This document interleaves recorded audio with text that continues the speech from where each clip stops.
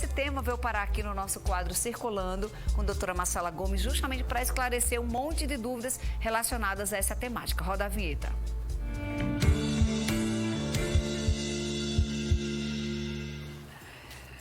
O dia foi esta semana, mas é um tema que toda hora é pertinente porque tem muitas dúvidas e é um assunto muito sério, né, doutora Marcela, que já está aqui com a gente. Boa tarde, que bom tê-la mais uma sexta conosco. Boa tarde, Fernandinha, muito bom estar aqui novamente.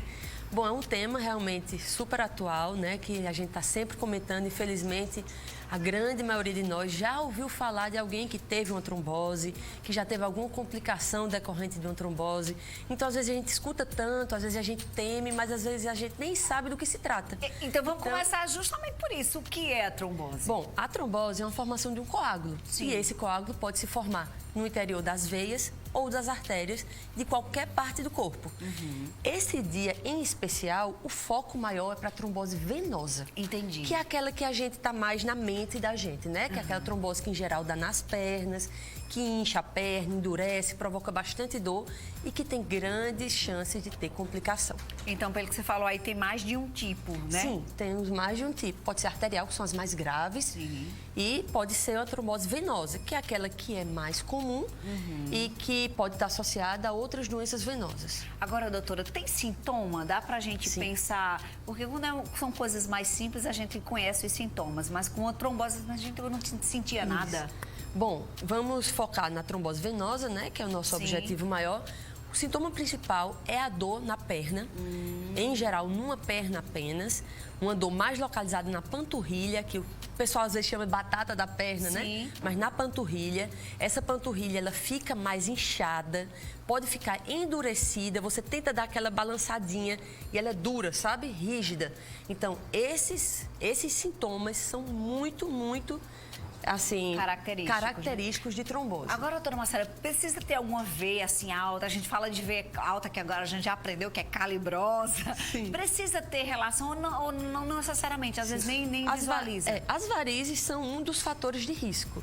Mas muitas vezes o paciente não tem nenhuma variz e mesmo assim desenvolve trombose, porque existem outras causas até mais importantes do que a doença varicosa. Vamos falar sobre elas? Sim. E todas as causas, é interessante a gente saber que são 3 fatores principais, certo? Que a gente chama na medicina de tríade de Virchow. Quais são esses fatores? A estase, ou seja, o sangue parado, a hipercoagulabilidade, ou seja, um sangue que tem mais chance de coagular, e a lesão endotelial, a lesão da parede do vaso. Todos os fatores de risco estão entrelaçados com essas 3 causas, certo? Então, uso de anticoncepcionais é um fator de risco, por quê? Porque o sangue se torna mais coagulável. Viagens prolongadas, em que você está mais parado, tem mais relação com o quê? Com a estase venosa. Um trauma, uma pancada muito grande na perna, fraturas, tem mais relação com o quê? Com a lesão endotelial.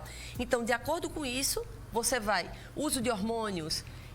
doenças neoplásicas, tem mais a ver com aumentar o risco de formação de coágulos, ficar muito parado na mesma posição, risco também por conta da estase. Entendi. Então, às vezes, até o nosso hábito pode estar colaborando. Tem muito a ver. O seu hábito tem muito a ver. Quando a gente fala em trombose, muita gente fala de consequência, de perigo, né? Tá assim porque teve uma trombose. Quais são as principais consequências, doutora? Bom, existem as consequências relacionadas ao membro, que seria a síndrome pós-trombótica.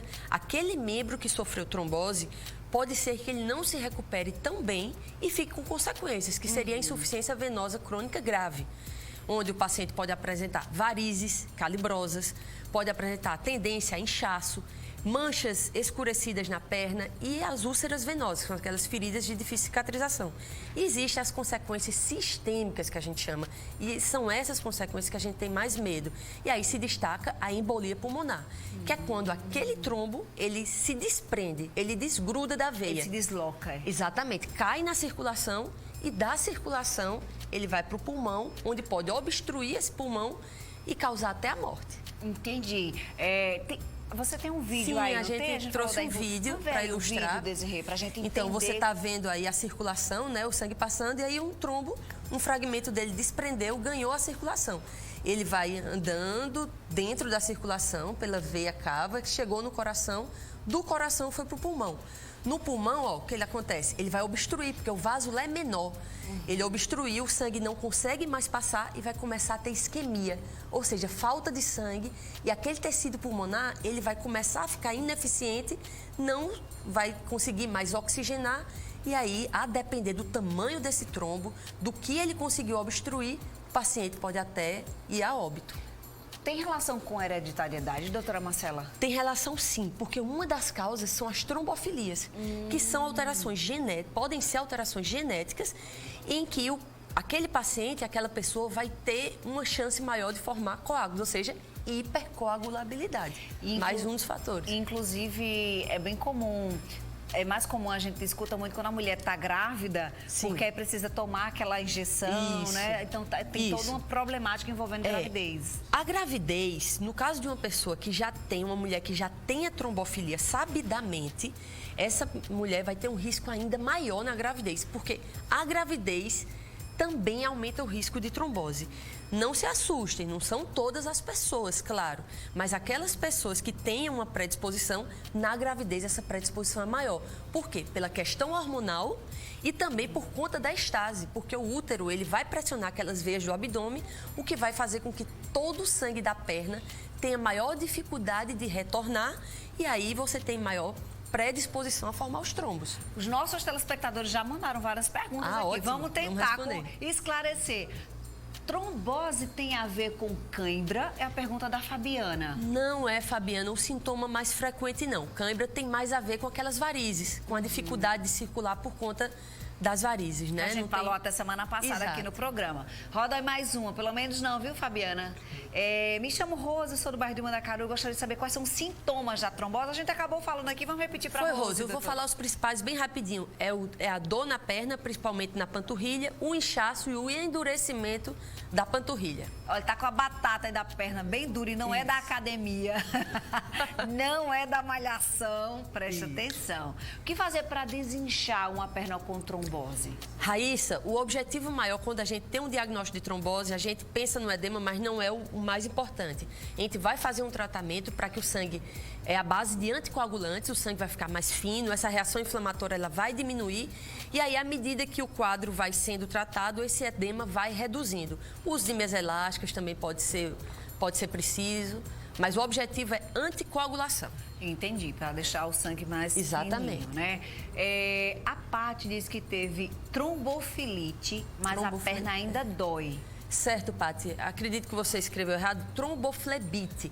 Seria a formação de trombos, sim, mas não numa veia profunda, numa veia superficial, como a safena ou aquelas varizes.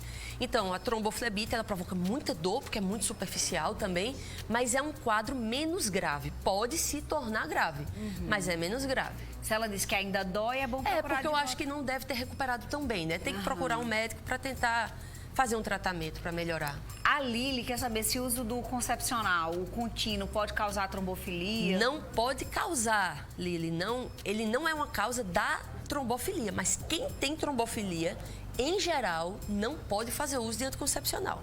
Então, preste atenção direitinho. Existe algum exame para a gente detectar se tem uma propensão à trombofilia ou não? Sim, existem exames, são testes genéticos, mas não é indicação fazer todo mundo esse teste, tá? Então, a gente vai solicitar esses testes para quem tem uma predisposição assim, familiar, genética importante, ou alguém que já teve uma trombose. A gente tem que ter uma suspeita. Não é indicação chegar no médico e eu quero fazer exame de trombofilia. Não é a indicação que a gente faz, não. Tem que ter um histórico, alguma situação para poder investigar. Vamos para mais dúvidas? Me dá aqui, Desirê, por favor, nossos telespectadores interagindo. A Denise, boa tarde, Fernandinha, doutora Marcela. Eu vou fazer uma viagem longa, 3 dias de carro. Ela quer saber se ela precisa usar as meias de compressão. Ela está lá em Sapé. Oi, Denise. Veja só, se você vai fazer uma viagem longa, é importante que algum médico te avalie para ver outros fatores de risco, para te indicar qual é a melhor medida de prevenção para que você não venha a ter uma trombose. Para prevenir a trombose de maneira geral, quais seriam as indicações, doutora? Boa hidratação, uso, se necessário, se for prescrito, das meias elásticas, procurar se movimentar o mais rápido possível, ou seja, viagens longas assim, sempre para, toma uma água, dá uma caminhada. Então, a gente tem que ir vencendo. A gente se movimentando mais, se hidratando mais, a gente tem como ir diminuindo esse risco. Muito bom. Olha, eu passaria o resto da tarde aqui com você, viu? Porque as perguntas estão assim. Mas, doutora Marcela, tem outros compromissos. A gente vai liberar. Você vai lá no Instagram dela. Olha o Instagram aí, @doutora.marcelagomes. Tudo lá. Tem um pontinho depois do doutora, tá? Sim. Então é DRA.marcelagomes. Você vai lá, segue a doutora Marcela. Tem muitas postagens legais. Vale a pena você ficar por dentro de todos os assuntos. E toda sexta ela tem um encontro conosco aqui no Circulando com Você, com a doutora Marcela Gomes. Um beijo, meu amor. Obrigada. Semana, viu? Até sexta-feira que vem, se Deus quiser. Combinado, obrigada. Fim de semana tá chegando. E aí,